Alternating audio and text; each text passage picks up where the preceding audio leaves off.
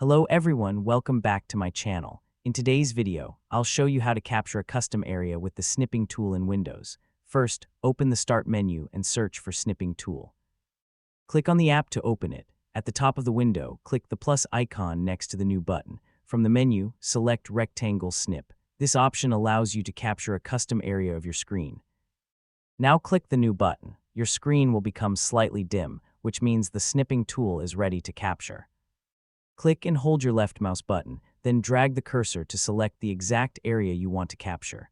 When you release the mouse button, the screenshot will be taken automatically. The captured image will open in the Snipping tool window. If needed, you can use the pen tool to draw on the screenshot, the highlighter to highlight important parts, or the crop tool to trim the image. To save the screenshot, click the Save icon in the top right corner, choose a folder, enter a file name, and click Save. There is also a faster method. Press Windows plus Shift plus S on your keyboard. The Rectangle Snip tool will open instantly, and you can drag to select any custom area on your screen. This is the quickest way to capture a custom area with the Snipping tool in Windows. That's it. Thanks for watching, and I'll see you in the next video.